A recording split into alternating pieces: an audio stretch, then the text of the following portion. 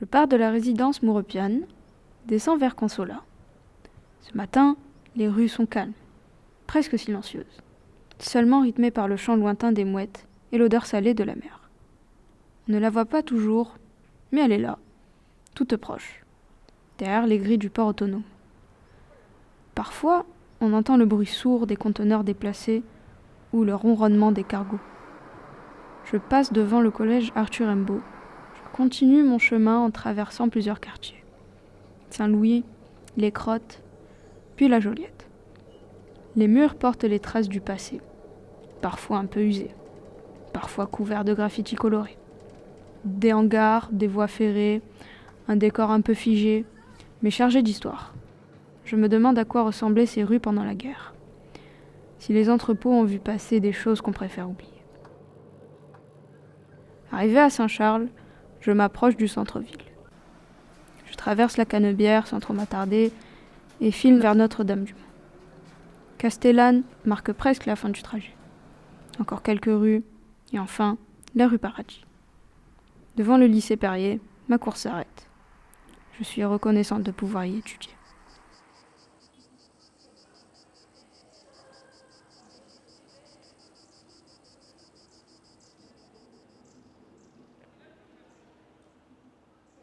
Bon, alors j'aimerais bien que vous me racontiez un peu, vous, quelle est votre vision de la Seconde Guerre mondiale sur Marseille en particulier. Ouais, il y avait un climat de peur parce qu'ils ne savaient pas comment allait évoluer le pays. Ça se trouve, si l'Allemagne, ils avaient vraiment gagné la guerre, ça se trouve, là, on parlerait allemand actuellement. Ouais, c'était un climat de peur, hein. Plus l'Allemagne, elle avançait, plus les Français fuyaient vers le sud. En fait, je suis pas sûr, mais je crois qu'il y avait un pont entre le Pharo et le... Comment ça s'appelle ? Et le Fort Saint-Jean. C'était pour faire passer, en fait, sans faire tout le tour du Vieux-Port, faire passer des cargaisons d'un point A à un point B, en gros. Je crois que ça servait beaucoup et que c'est dommage que ça ait été détruit.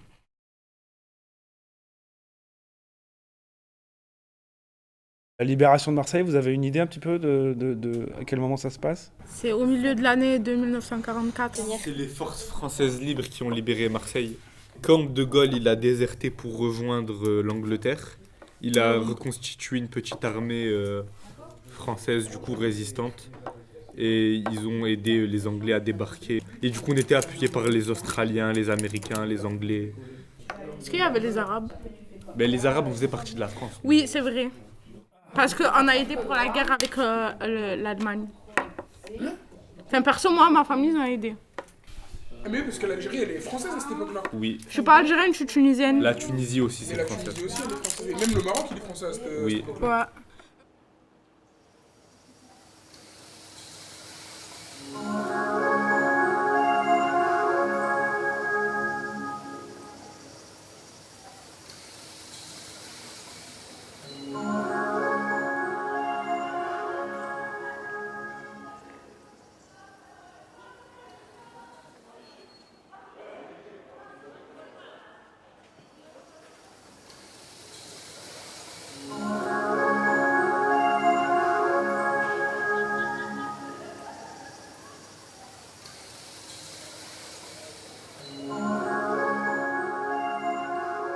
Ce matin, du 27 mai 1944, au lycée Perrier, nous recommencions pour la 3e fois notre composition de version latine. Les 2 précédentes ayant été interrompues par des alertes au bombardement. Messieurs, nous descendons nous abriter dans les sous-sols. Nous recommencerons plus tard cette composition pour la 4e fois, dit Monsieur Lavaux sur un ton amical et ferme, mais avec regret et lassitude. Nous descendîmes donc dans les abris. Bien sûr, dans les escaliers, nous plaisantions bruyamment sur ces alertes successives qui ne servaient à rien. Si ce n'est à arrêter les compositions de version latine. Les sous-sols du grand bâtiment étaient de longs et larges couloirs avec des bancs fixés au mur et nous nous assîmes en plaisantant moins fortement, car il y avait au milieu de nous des soldats allemands, casqués et fusils à la bretelle criant « Schnell, Schnell !» D'un seul coup, nous fûmes précipités tous à terre par un souffle d'une violence inouïe. Nous nous retrouvâmes quelques instants après couverts de poussière grise ou noire.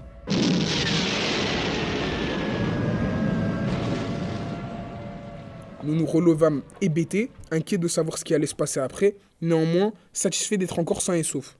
La fin de l'alerte sonnée, on nous fit sortir par une porte ouverte dans la palissade qui donnait sur la rue Paradis, car l'entrée habituelle du lycée, qui était alors rue du Rhône, était devenue impraticable après le bombardement. Quelle désolation de notre rue Paradis, qui ressemblait plus à l'enfer qu'au paradis. Le sol était couvert de poussière, de gravats ou des débris tombaient des toitures, des façades, des fenêtres et des volets. Les fils des tramways pendaient lamentablement. Seuls les piétons, hagards, craintifs, pouvaient circuler et marcher vite ou courir. Le spectacle encore plus désolant me poussa à descendre le boulevard Périer, plutôt que la rue Daumier et la rue de Cluny, pour rejoindre notre maison familiale.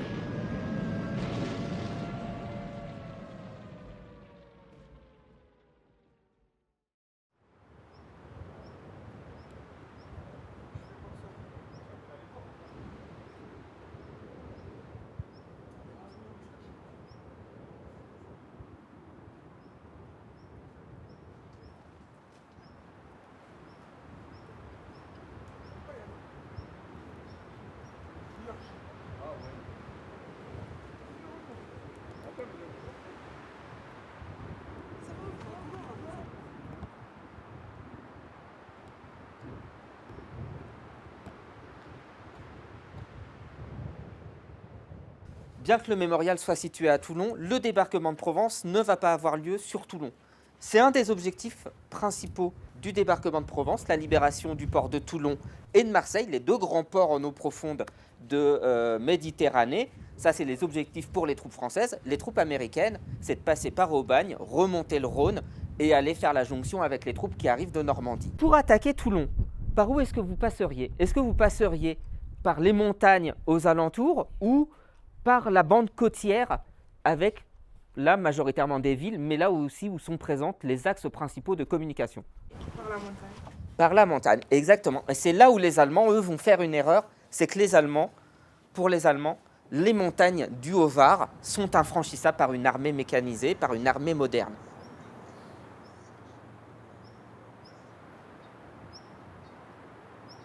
Les armées françaises vont, aidées par les résistants, franchir les massifs qui sont derrière nous. Vous avez une étendue d'eau et derrière vous avez un massif forestier qui s'appelle le massif de Sioux-Blanc.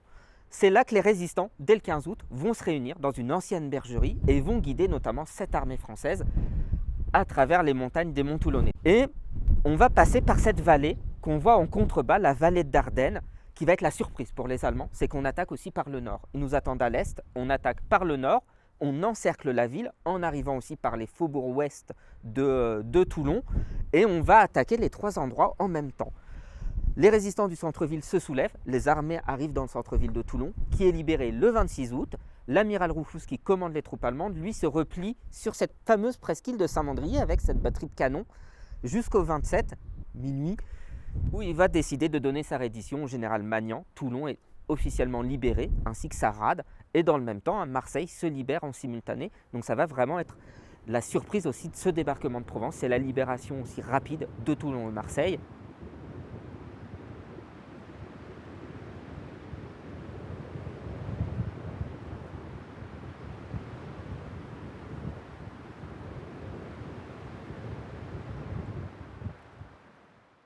Donc, on est ici dans l'atrium du mémorial, donc dans le hall.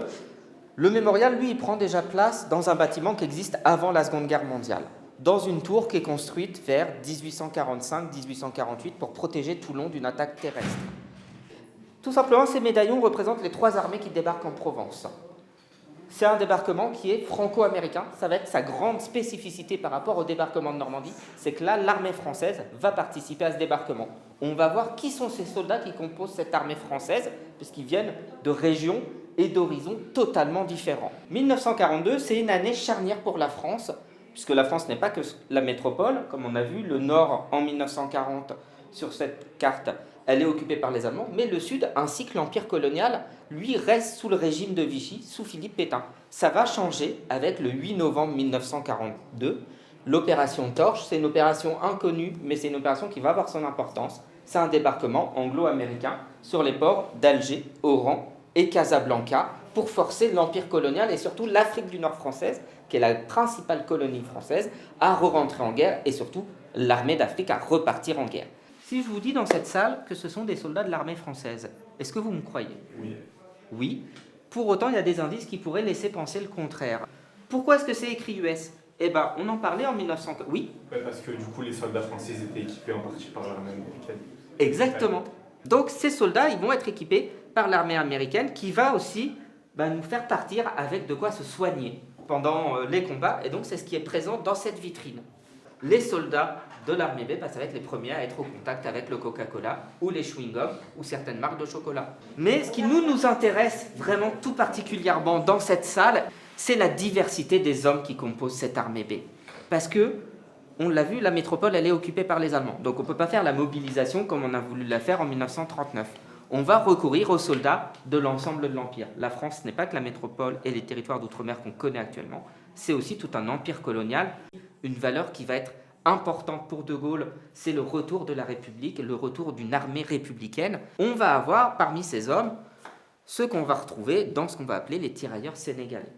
Ces tirailleurs sénégalais, dans la réalité, ils ne viennent pas tous du Sénégal. Vous avez par exemple énormément d'Ivoiriens, de Maliens, donc qui à l'époque s'appelle le Soudan français. On va vraiment avoir toutes les troupes qui viennent d'Afrique, qui vont se retrouver dans ce qu'on va appeler les tirailleurs sénégalais. C'est un abus de langage, c'est parce que c'est au Sénégal qu'on fonde la première compagnie de tirailleurs. Et vous avez ensuite ce deuxième uniforme. Est-ce que vous pouvez me dire d'où est-ce qu'il vient ? C'est un goumier, ça ? Exactement. C'est un goumier marocain. Il faut savoir qu'à la différence des autres territoires, sur le Maroc, les capacités de mobilisation des sujets marocains est particulier. Le roi du Maroc, Mohamed V, il a toujours son mot à dire sur la mobilisation des sujets marocains. Et donc, il faut attendre l'appel du roi du Maroc pour pouvoir mobiliser des sujets marocains dans l'armée française, notamment dans ce qu'on va appeler les goumiers marocains. Et les Américains vont tenir à les équiper avec le même uniforme que tout le monde, mais avec en plus cette djellaba en laine pour respecter les coutumes de ces soldats. Comment ? C'est pas vraiment une djellaba. Le nom c'est Burnous en arabe. D'accord. Très intéressant, je ne le savais pas. Burnous. D'accord. Burnous. D'accord. Ah, c'est... Non, mais parce que justement c'est très intéressant parce que nous on a la version de l'armée, donc effectivement de comment ça pouvait être appelé dans les langues de ces soldats, parce que on va le voir, ça va être aussi à un moment donné une thématique. Comment est-ce que l'armée française va réussir à communiquer entre, par exemple, des soldats qui viennent de Madagascar et des soldats qui viennent du Maroc, pas forcément la même langue, ou même des Calédoniens, les tribus maoris parlent un langage particulier. Ça va être une force, dans certains cas, notamment à Bir Hakeim, qui est le premier gros affrontement des soldats français, c'est une oasis qui est encerclée par les Italiens. Les Italiens parlent français, donc ils comprennent les ordres qu'on peut se donner en français, on va se servir de cette diversité. On va demander aux soldats tahitiens de parler en maori dans la radio pour donner les ordres. Là où par contre les Italiens, le maori, c'est plus compliqué pour eux, quoi. Donc effectivement cette diversité, c'est une richesse réellement pour cette armée française. Et donc effectivement ces goumiers marocains, on va les retrouver et notamment ils sont extrêmement importants parce que ils vont avoir une spécialisation, c'est qu'ils sont des grands spécialistes des combats en milieu aride et en milieu montagneux. On va notamment recruter beaucoup dans les tribus des régions de l'Atlas ou du Rif, et donc notamment beaucoup dans les tribus berbères aussi.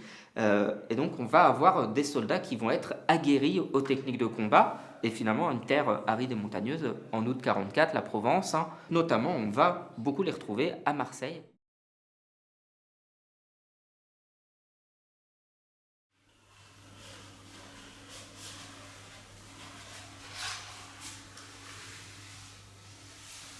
Les flèches, il y a une série de flèches qui est par là, qui arrive par le massif des Calanques, et puis après ça, petit à petit, ils vont remonter la côte, Pointe-Rouge, le Prado, etc. Et ils vont arriver jusqu'au Fort Saint-Nicolas. Ça, c'est une des unités de goumiers marocains. La deuxième unité de goumiers marocains, ils vont contourner le massif d'Étoiles et ils vont arriver par ici, par Septem-les-Vallons.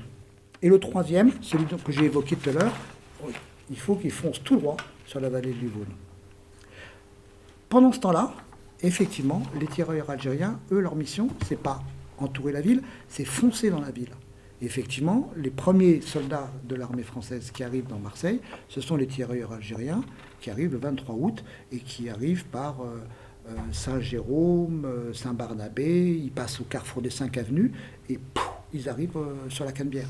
L'ennemi a relevé le camp. Il tient encore Notre-Dame de la Garde, le château d'If, les îles du Frioul, le fort Saint-Jean et le fort Saint-Nicolas, d'où il prend la Canebière en enfilade. Sono un soldato dimenticato, un fuciliere algerino, Je descends le cours Franklin Roosevelt, comme si j'étais encore là.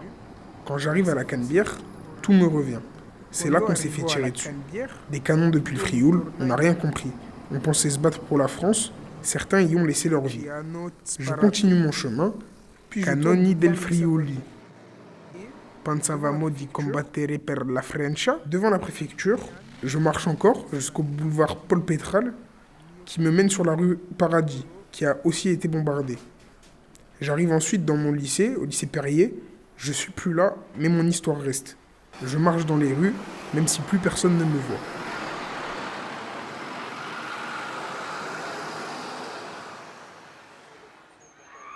Alors, on vous a ramené plein d'objets qui viennent de nos collections, celles-là qui ne sont pas dans le musée, justement pour vous montrer les différents objets qui ont pu être fournis lors du rééquipement, un Toki moderne. Et donc, on a aussi un deuxième exemplaire d'une... alors, je crois que c'était un Bernos, c'est ça Bernos. Ouais. Bernos. Oui, pardon, j'ai un peu écorché le mot. Mais voilà, une tenue de goumier marocain, et vous avez même le croissant et l'étoile sur le côté. Alors attention, parce que c'est un peu fragile. Ouais, faire attention quand même. Ouais. Ah voilà. Hop là. Donc juste là. Voilà. C'est fragile. Ouais. Donc si vous touchez, c'est vraiment en laine. Des poches sur les côtés ou c'est Non, c'est... dans les coutures? Ah, je sais pas. Non, je crois que ça c'est de la manche. Non, en dessous. Ah oui. En dessous. Là, ici. Non, là, ici sur Ah là. Ici. Oui, je crois que c'est des Oui, poches. oui, c'est des poches. En sortant de chez moi, à Dietwixi, sur Inezi, je passe devant le Emmaüs où il y a une grande communauté romanie. Ils ont été classés dans les ethnies exterminées par les nazis. Ils ont donc subi les déportations, tout comme les juifs. Insi Yemenun, Ilen Deglapon. Mirniu ar auto numéro 15 né 15 je finis à l'arrêt Marcel Pagnol, où j'aperçois les collines de Saint-Tron qui abritaient un bunker nazi pendant la Seconde Guerre mondiale. Ouais. Oh, les nazis, ils avaient une vue, les gars. Idorar Ilan Dikejilan Dintekara Enwerfi. Plusieurs fois, j'ai rencontré des anciens qui ont exploré ces collines quand ils avaient notre âge. Nous étions émerveillés devant les histoires qu'ils nous racontaient sur les soldats coloniaux, qui se sont battus là où on a mis les pieds, et leurs trouvailles d'armes et de caisses de munitions.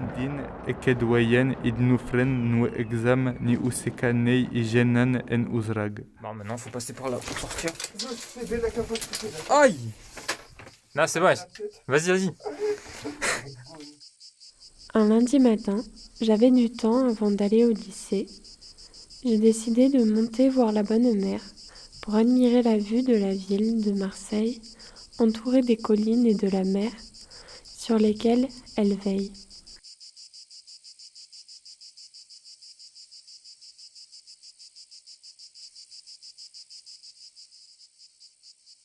J'observais un instant la façade qui reste marquée des traces de son histoire.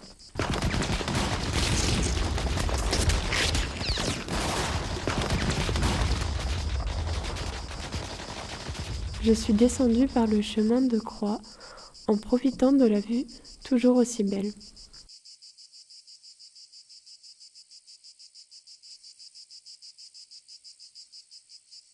Je suis passée devant un char. J'ai continué mon chemin en passant par la montée de l'oratoire, tout en me demandant comment cet instrument de guerre est arrivé là, au milieu de ce quartier paisible.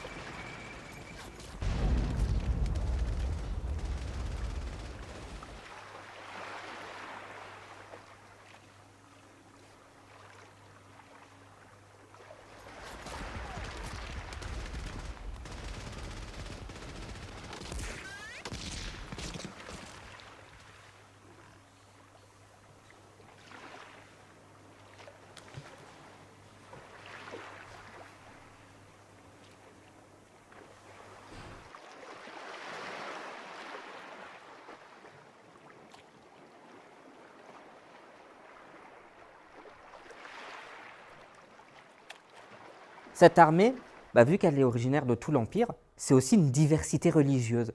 C'est une diversité religieuse que l'armée, notamment l'armée française, tient à respecter. Et vous avez des représentants des 4 cultes qui suivent en fait l'armée, des 4 cultes qui sont reconnus par l'armée, et notamment sur les bateaux qui vont pour le débarquement de Provence, vous avez un office qui est célébré par les représentants des 4 cultes.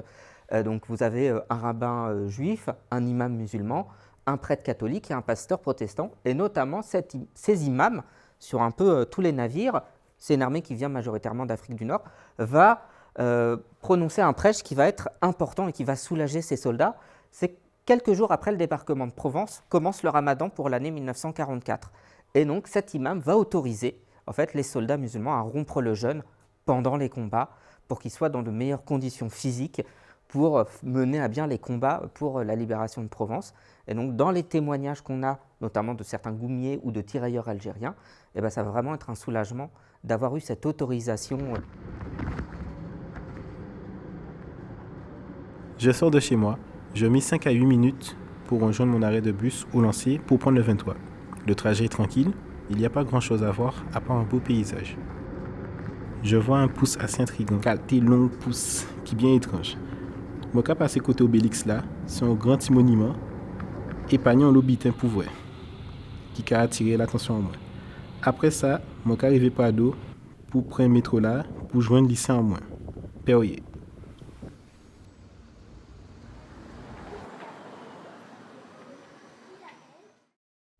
Là-bas, en 1939, va être dépêché un amiral à la retraite, qu'on va sortir de la retraite, voire même du formol, l'amiral Robert, qui est juste ici. L'amiral Robert va interdire la consommation de rhum, interdire les carnavals, interdire les rassemblements dans la rue de plus de 5 personnes, interdire vraiment plein de choses. Et donc, la population va vraiment voir ça comme une restriction de liberté, et avec l'arrivée du régime de Vichy, et surtout en Guadeloupe et en Martinique, avec l'arrivée de l'amiral Robert, on a peur d'un retour à un système proche de la période de l'esclavage. Ça, c'est des Français qui justement vont franchir le détroit de la Dominique et le détroit de Sainte-Lucie pour aller rejoindre les colonies de Dominique et de Sainte-Lucie qui sont aux mains des Anglais, et pour aller s'engager dans la France libre, puisqu'on va avoir un mouvement qui va s'appeler la dissidence. On va avoir vraiment plein d'hommes et de femmes qui vont s'engager. Vous avez ensuite, qui participent à la campagne de Provence, dans ces fameux dissidents, le bataillon des Antilles. Ես դուրս եմ գալիս տնից եւ թեքվելով փողոցի անկյունում ուղղում եմ դեպի քաղաքի կենտրոն։ Ամեն ինչ խաղաղ է, օդը թեթև, բայց շատ արագ մթնոլորտը փոխվում է։ Ես հասնում եմ Էլիս Դելանյանի փողոց։ Այսօր դա ընդամենը անուն է ցուցանակի վրա, բայց 1944 թվականին օգոստոսին Էլիզը 17 տարեկան է։ Je sors de la maison et en tournant à l'angle de la rue, je prends une direction du centre-ville. Il fait beau, l'air est léger. Pourtant, très vite, l'atmosphère change. Je tombe sur la rue Élise Delagnan. Aujourd'hui, ce n'est qu'un nom sur une plaque, mais en août 1944, Élise, âgée de seulement 17 ans, mort en ravitaillant les soldats français. Je continue mon chemin, et les rues autour de moi me parlent. Ils ont vu, il y a 80 ans, des scènes de souffrance, de peur. Sous l'occupation allemande. Ես շարունակում եմ քայլել մինչև Պերիե թաղամաս։ Այսօրվա խաղաղությունը հակասում է այն պատմությանը։ Sous l'occupation allemande, la population marseillaise subit des rafles, privations et destructions. Des familles sont arrachées à leur foyer. Des immeubles explosent, des destins s'effondrent. Եվ ահա, ես կանգնած եմ Պերիե լիսեի առջև։ Մի շենք, որ ամեն օր տեսնում եմ, mais qui en réalité a traversé une époque troublée. Il a été témoin silencieux de la guerre, du courage, de la peur, et finalement de la libération.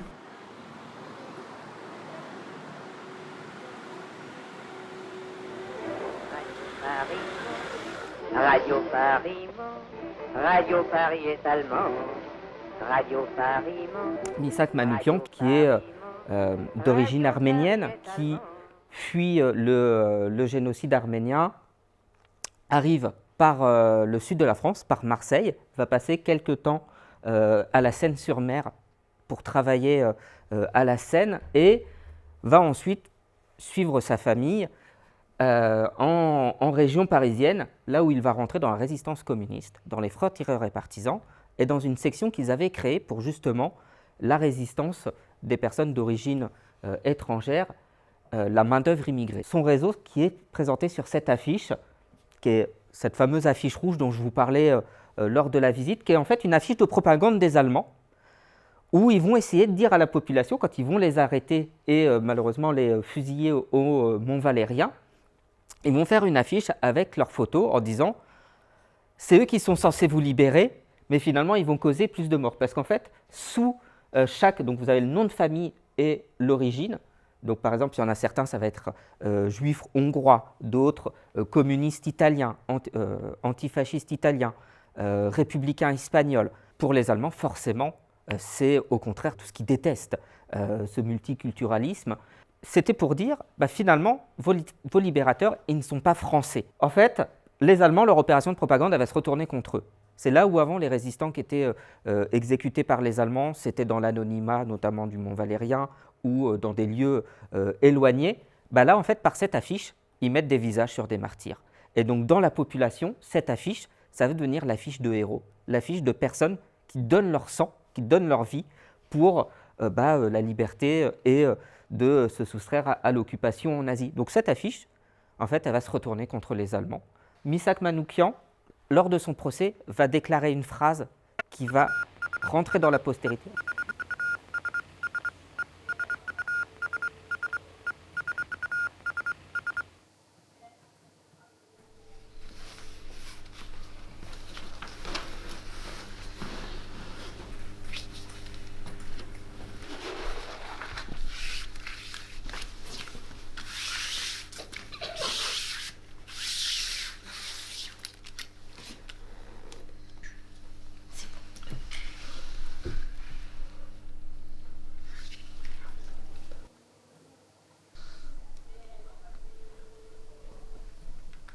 Kabylie.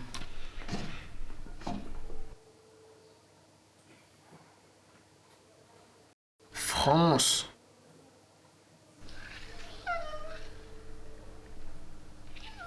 Bénin.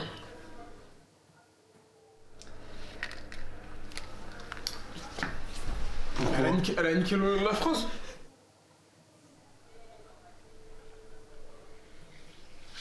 Tunis.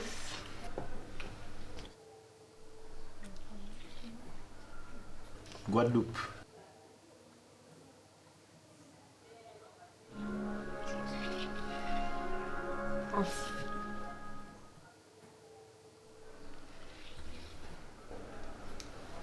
Arménie.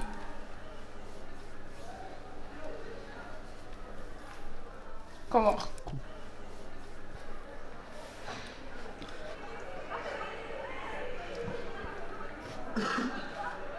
Corse. Italie et Malte.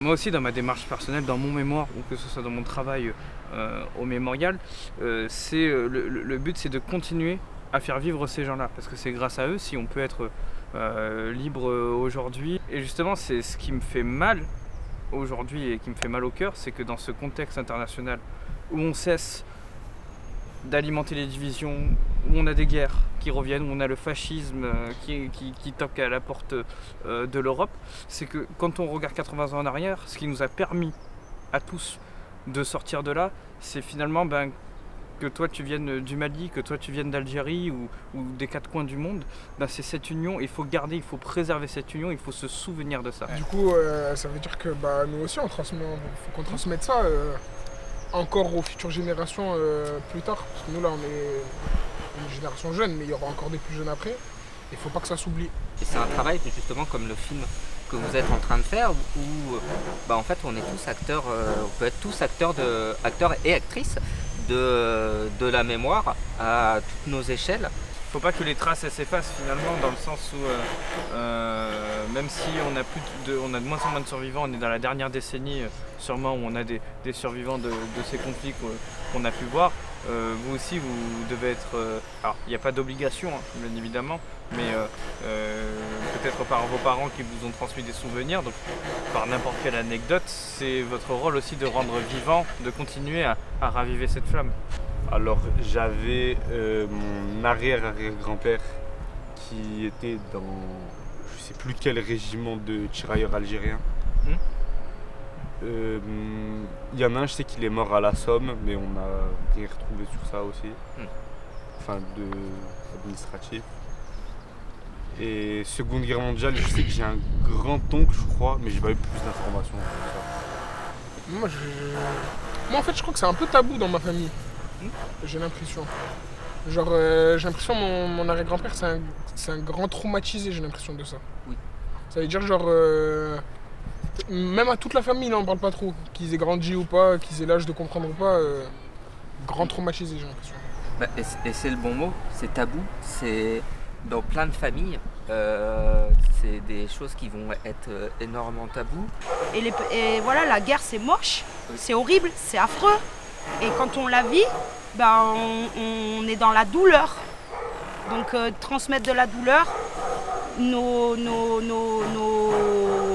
familles, ce qu'elles veulent surtout, c'est qu'on vive dans la joie. Si on n'en parle pas, ça peut vite se transformer en déni aussi, genre. Oui. C'est pour ça que moi je pense que c'est quand même important, même si c'est douloureux ou quoi, bien sûr c'est douloureux la guerre, je pense que tout le monde est conscient de ça, mais c'est quand même important d'en parler, quoi. Timothée, toi t'as une hypothèse sur ce qui a traumatisé ton grand-père? Moi j'ai pas d'hypothèse, en fait je sais pas. En fait je sais vraiment pas, genre. Donc je sais pas, peut-être c'était un collabo, peut-être c'était pas un collabo, je sais pas. Moi de mon côté, je sais pourquoi ça les a traumatisés. Ça les a traumatisés parce que, personnellement pour ma famille, ils n'ont pas eu le choix de choisir, on les a obligés. Et il y a eu des morts, enfin, c'était le grand-père de ma mère et ses frères. Le grand-père de ma mère est rentré, le frère de son grand-père, il a perdu des membres de son corps. Et l'autre, il est mort. Au moment de la Seconde Guerre mondiale. Oui. Et ils étaient pris dans l'armée B, eux? Je sais pas du tout. Tu sais pas? Je sais pas. Ils étaient en Tunisie? Oui. Je sors de chez moi. Je suis accompagnée de rats, de chats errants. Je descends ma pente et je monte le quartier de Saint-Lazare, la Tour, puis je passe par Camille Pelletan, où j'ai l'impression d'être en Tunisie, car tous les marchands parlent arabe. Puis arrivé à Porte d'Aix, ونسمع cigarette Marlboro. Je longe le tram vers Castellane, ونطول le tram حتى الكاستيلان. Arrivé à Perrier, j'ai l'impression d'être ailleurs que le Marseille que je connais. وصلت لبريي نحس في روحي مشني في المارسيل اللي نعرفه. طلعنا في الجبل ديال مرساي، الغابة ديال مرساي، وتبعنا لالمان، والالمان حنا شركناه في الالمان الطابور البطايون اللي كان ديال الالمان في شاطو ديال مرساي كله حصل، كله جديد، لانه متوقين، لانه توقنا شاطو، توقناه الناس من البحر متوقعين من جهه البحر وانتم من الجهه الاخرى من الجهه الاخرى واصبح الطابور البطايون اللي كان ديال الالمان في شاطو اصبح حاصل تقبض اصبح تقبض.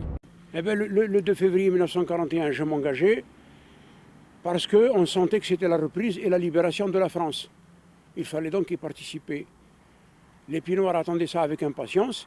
Et tous ceux qui étaient bloqués en Afrique du Nord ne désiraient que la reprise et la libération. Et c'est ainsi qu'on a attendu l'occasion.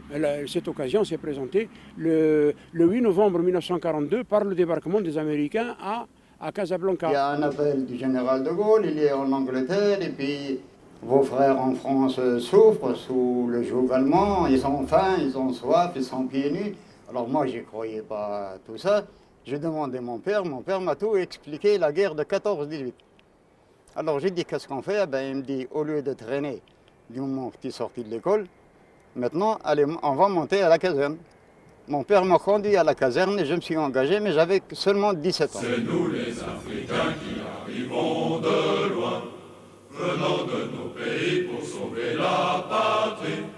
Nous avons tout quitté par engoubi foyer. Et nous gardons au cœur une invincible ardeur, car nous voulons porter haut et fier le beau drapeau de notre France entière.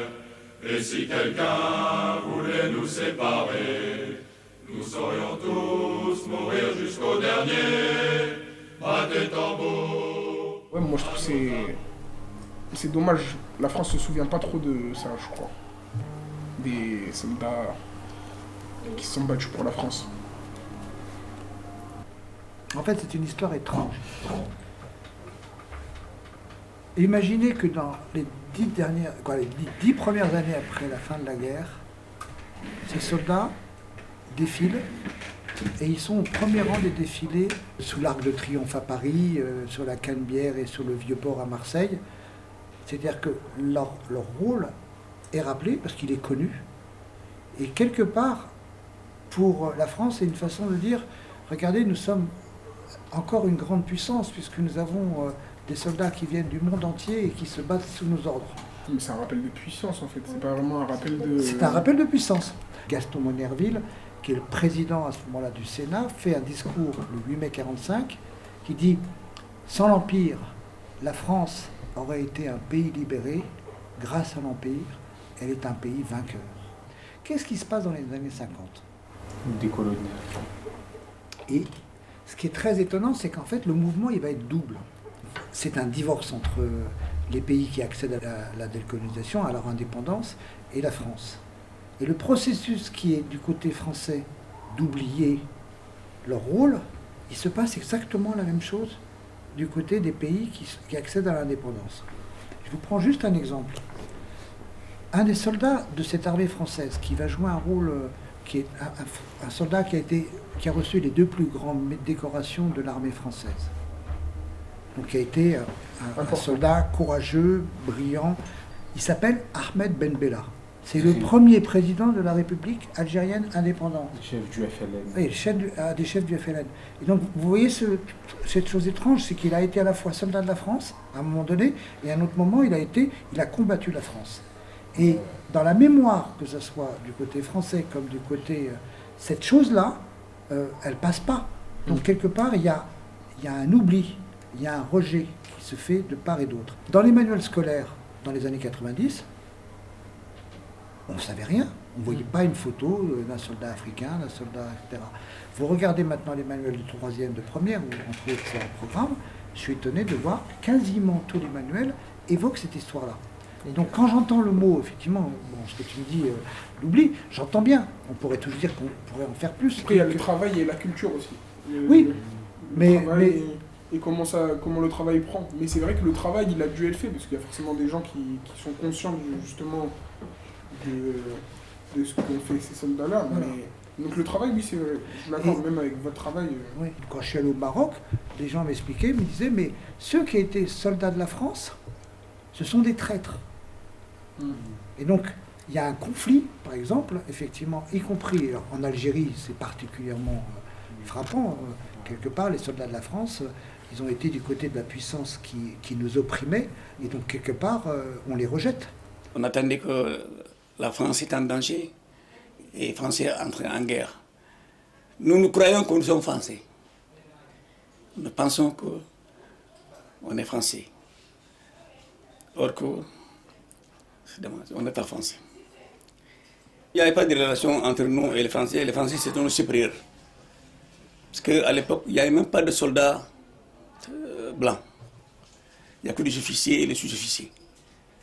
C'est l'encadrement, quoi. Regardez, le Sénégalais qu'on a interviewé, Issa Cissé, me dit, moi je choisis, pour moi, tout d'un coup, le Sénégal arrive à l'indépendance, je choisis la nationalité sénégalaise. Alors que mes officiers me disent, tu sais que tu peux devenir français, il n'y a pas de problème. Il fait ce choix-là, d'être sénégalais par une sorte de fierté, par, tiens, moi j'ai un pays qui accède à l'indépendance, je vais participer à la construction de ce pays. Ses petits-enfants lui reprochent, ils disent, mais t'as fait le mauvais choix, t'étais français, on partait en France. Et rien que dans le truc de ne pas pouvoir augmenter de stade dans l'armée, déjà ça c'est raciste. Surtout si tu fais battre des gens sous le drapeau français, s'ils sont en capacité de devenir meilleurs. Je sais pas, il n'y a pas seulement ça, je crois. Ils ont fait un autre choix, ils ont fait le choix de l'indépendance. Faut faire attention. En fait, le choix de l'indépendance, c'est... En fait, c'est un peu facile aussi de dire ça.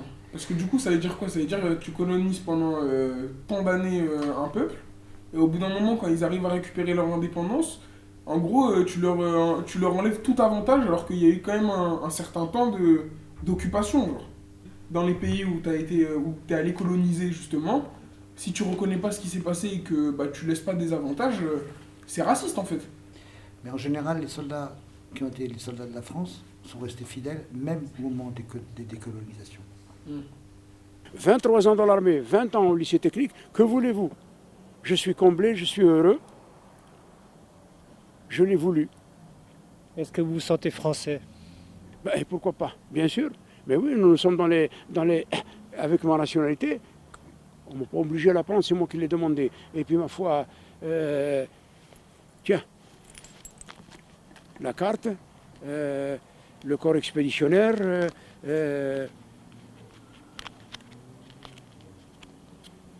le machin réduction pour train, les blessures, que voulez-vous de plus? Aussi, il faut être rationnel par rapport à la vie que tu vis, genre. Si tu sais qu'il y a plus d'avantages, c'est comme dans une entreprise en soi. Si tu sais que tu vas avoir un meilleur salaire dans cette entreprise-là, tu vas travailler dans cette entreprise-là. Alors que ça se trouve, tu préférais travailler dans l'autre entreprise parce que le cadre il était mieux et que l'équipe elle était plus sympa, quoi. Il y a aussi un choix de vie en fait, je pense. Je pense que c'est pas uniquement truc de fierté en fait. Il y a des gens, je pense, qui ont choisi la nationalité française alors que de base ils auraient dû être sénégalais ou quoi, par exemple, hein, et qu'ils n'ont pas choisi ça et peut-être dans le fond ils se sentent sénégalais quand même. En fait, quand j'entendais ça, je repensais à la trajectoire d'un certain nombre de ceux que j'ai rencontrés. Hamid Ben Merzouga, celui qui parle en tout premier. Donc en fait, il épouse une Alsacienne. Arrive la fin de la guerre, il dit allez, on rentre dans mon pays. Et il arrive, et sa femme lui dit mais attends, en France, tu étais considéré comme un héros, etc. On te traite comme un moins que rien en Algérie. 3 attitudes possibles. Tu l'acceptes pas, mais ça veut dire qu'est-ce que tu fais? Tu vas te mettre à le combattre? C'est Ahmed Ben Bella qui dit moi je me suis battu pour la France, il nous traite comme moins que rien, très bien, ben, moi je prends les armes contre la France. Et je vais créer avec d'autres camarades le Front de Libération Nationale. Et puis il se passe la même chose au Cameroun, au Maroc, il y a plein d'exemples comme ça. Deuxième exemple, c'est moi j'ai rien à faire dans ce pays. On me traite comme un citoyen de deuxième zone alors qu'en France j'étais respecté. Eh bien, avec son épouse, Hamid, rentre en Alsace. Il va faire toute sa vie en Alsace. Même s'il va effectivement souffrir du racisme, etc. On m'en a parlé un petit peu de ça aussi. Mais c'est un choix qu'ils ont fait. C'est-à-dire, j'ai plus rien à voir avec l'Algérie parce que l'ordre, il est trop injuste. Et puis il y a ceux qui s'écrasent. Les Français qui ne s'intéressent pas forcément à ça, ils savent pas en fait. Bien sûr, oui. Il y en a plein qui savent pas. Donc ça veut dire qu'il y a plein de choses que vous voyez d'un œil différent, je pense, de la plupart des gens en fait. Oui, j'ai peut-être le nez trop sur le guidon, comme on dit, quoi. Mais c'est normal après. Il y a une histoire qui me revient en mémoire, parce qu'il y a une délégation d'anciens combattants qui était venue en 2004, donc on était 60e anniversaire, on avait fait venir 15 anciens soldats marocains. On se retrouve à manger au restaurant et on entend derrière nous des gens qui commençaient à dire des phrases sur les Arabes. Donc il y a l'ami algérien qui était avec moi, il s'est levé de table, et il est allé voir les gens en leur disant bon, je vous entends depuis un petit moment, regardez ces messieurs-là, ils ont été les libérateurs de la France, donc un peu de respect. Ça les a mouchés définitifs. À cette époque-là, il y avait une honte d'être raciste. C'est-à-dire que là, ils ont été remarqués. Enfin, c'est pas comme maintenant aussi. Je pense qu'ils ont moins honte. Il y avait un... Ouais, bah justement, c'est ça. À l'époque où vous parlez de ça, je sais pas, ça devait être il y a 20 ans. Oui, c'était il y a 20 ans. Il y avait la honte du FN, mais de malade. C'était... Personne osait dire oui, moi je vote Front National. Ça veut dire que forcément, ils devaient pas savoir que vous entendiez ça. En plus, ils ont été pris sur... Ils devaient être gênés. Pour tous les Français qui pensent être des bons Français, c'est leur devoir de penser que nous aussi on est là et qu'on a aidé à leur tâche pénible de ces années difficiles dont ils ont passé contre un régime de massacreurs. Alors donc, c'est à eux maintenant de nous aider à devenir des Français.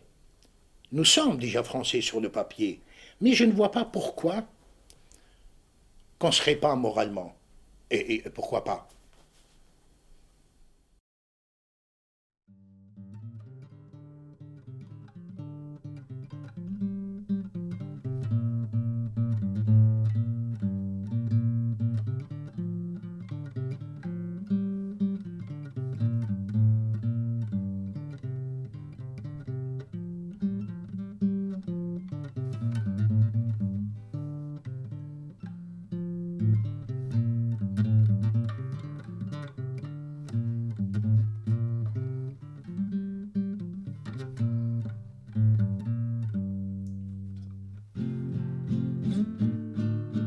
Vous êtes libre, on est là, on est venu pour libérer.